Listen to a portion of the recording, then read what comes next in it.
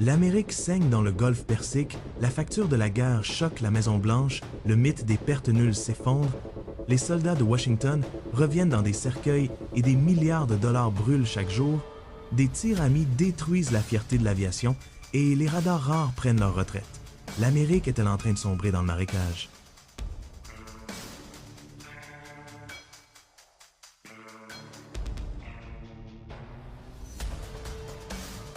Lorsque les États-Unis et Israël ont lancé l'opération de Kolaï Pic, qui a débuté par une frappe sismique ayant abouti à l'assassinat du guide iranien Ali Khamenei, les estimations dans les couloirs du Pentagone indiquaient que la bataille serait une campagne aérienne punitive rapide.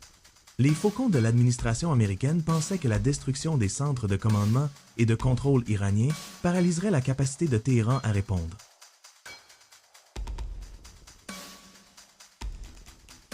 Et les gardiens de la Révolution seront contraints de se replier à l'intérieur.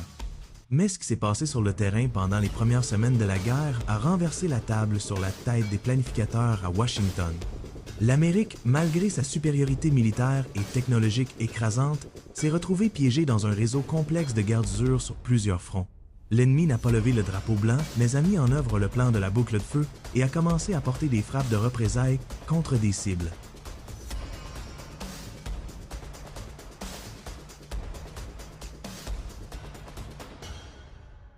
Dans 7 pays différents au Moyen-Orient en même temps.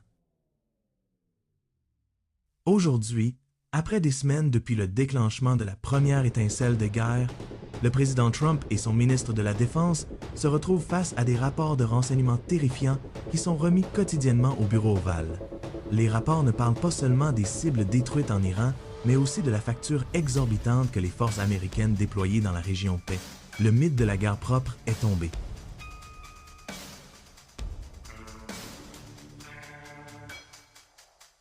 Perte, et l'Amérique a commencé à réaliser que frapper la tête du serpent à Téhéran signifie faire face à ses morsures venimeuses partout. Le chiffre 0 dans la case des pertes humaines a toujours été la norme d'or pour tout président américain menant une guerre à l'étranger, mais dans ces confrontations, ce chiffre a été brisé très tôt. Les reconnaissances officielles du Pentagone ont été contraintes de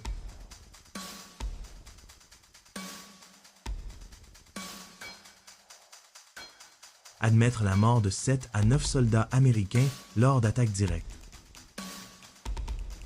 Le coup le plus douloureux et sanglant est survenu le deuxième jour de la guerre lorsque des escadrons de drones suicides iraniens ont réussi à percer les défenses et à cibler le port de Chouaïba et le camp stratégique d'Aujan, Kuwait. Cette attaque surprise a entraîné la mort de 6 soldats américains d'un seul coup. L'hémorragie ne s'est pas arrêtée là, mais s'est étendue à d'autres bases fortifiées.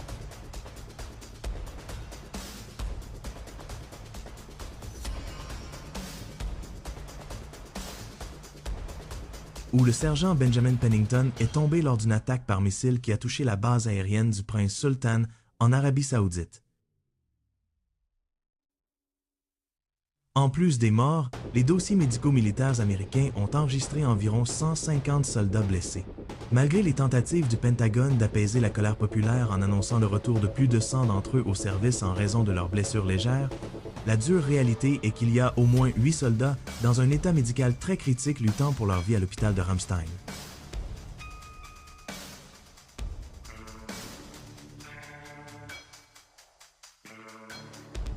En Allemagne, cette hémorragie humaine a poussé le ministre de la Défense américain, Pete Hegseth, à reconnaître dans une interview dramatique avec CBS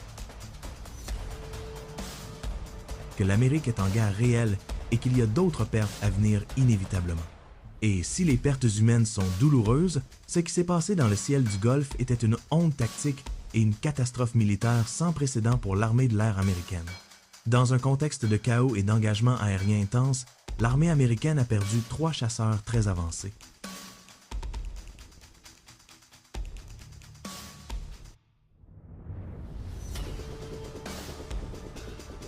D-Type Strike Eagle. Le véritable choc n'était pas leur chute, mais la manière dont elles sont tombées. Ces chasseurs, qui constituent la colonne vertébrale des frappes tactiques américaines, ne sont pas tombés sous les missiles des gardiens de la révolution iranienne, mais sont tombés sous des tirs amis provenant d'une batterie de défense aérienne koweïtienne. Les enquêtes préliminaires.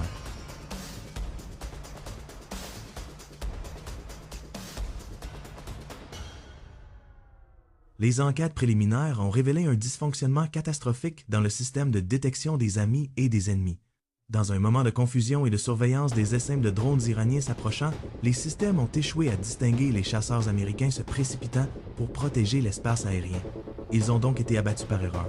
Bien que les 6 pilotes américains aient survécu grâce au siège éjectable, les pertes matérielles et morales étaient lourdes.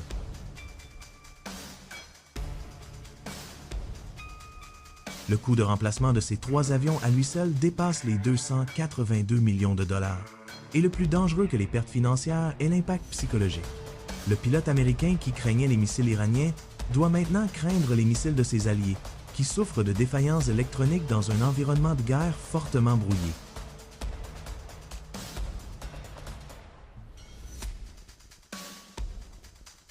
D'autre part, la stratégie iranienne de contre-attaque ne s'est pas seulement concentrée sur la cible des individus. Elle s'est précisément concentrée sur la destruction des yeux technologiques qui donnent aux États-Unis leur supériorité sur le terrain. Washington a subi une perte stratégique de qualité extrêmement grave, représentée par l'endommagement d'un radar avancé lié au système de défense aérienne.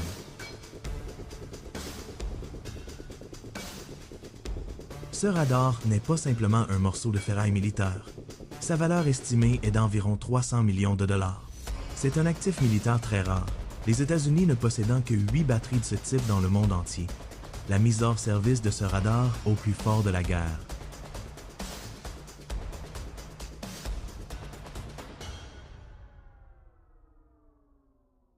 Cela a créé une brèche temporaire dans le bouclier de défense antimissile américain dans la région.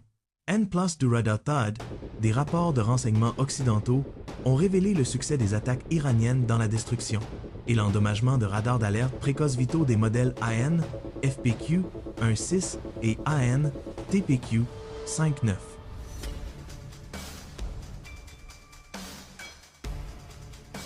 Ces frappes de qualité ont prouvé que l'Iran avait des coordonnées précises. Pour les emplacements de ces systèmes sensibles, grâce à une tactique de saturation par missile, ils ont réussi à dépasser les coûteux missiles d'interception et à atteindre leurs objectifs. Loin des champs de bataille, une autre guerre se déroule dans les couloirs du ministère des Finances américain. L'armée américaine, dans cette confrontation, pratique littéralement une opération de brûlage d'argent, le coût opérationnel des opérations militaires américaines.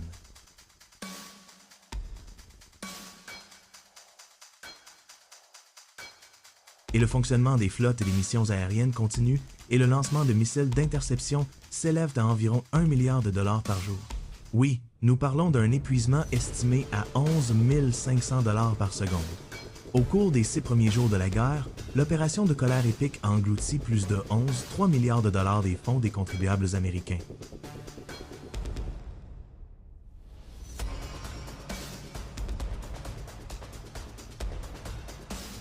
L'équation économique de cette guerre est complètement déséquilibrée. Les forces américaines sont contraintes de lancer des missiles d'interception d'une valeur de 2 à 3 millions de dollars pour abattre des drones suicides iraniens dont le coût ne dépasse pas 20 à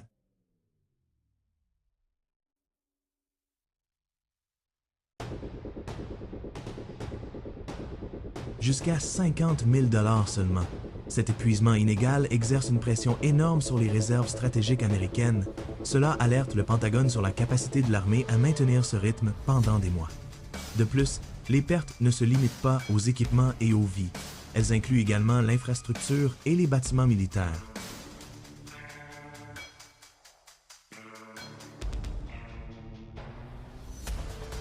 Le commandement central américain CENTCOM a signalé que pas moins de 10 sites et bases américaines déployées au Moyen-Orient ont été touchés par des frappes de missiles et des drones kamikazes de différentes intensités. Les dommages matériels incluent la destruction de pistes, de dépôts de carburant, de dortoirs et de centres de maintenance. Mais le plus grand dommage était psychologique. Les soldats américains, habitués au confort des bases fortifiées, se sont retrouvés à courir quotidiennement vers les abris sous.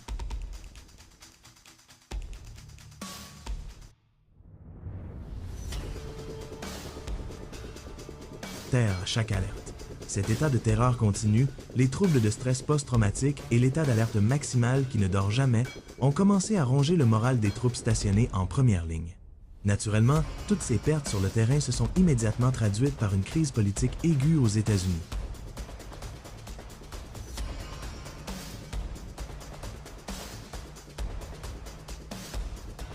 Le président Trump, qui est entré dans cette guerre promettant une victoire rapide et décisive, fait aujourd'hui face à une colère croissante dans la rue américaine.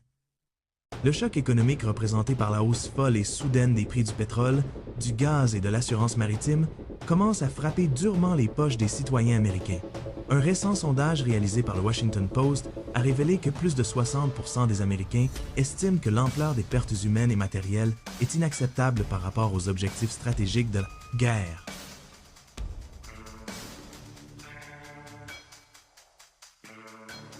L'opposition politique a commencé à utiliser ces chiffres pour accuser l'administration d'entraîner l'Amérique dans un nouveau marécage, semblable à l'Afghanistan et à l'Irak, et que la politique des frappes préventives a apporté la destruction au lieu de la sécurité.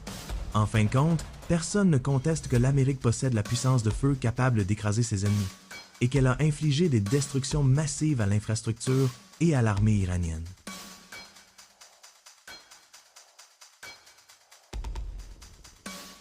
Mais l'opération de colère épique a prouvé une dure réalité stratégique.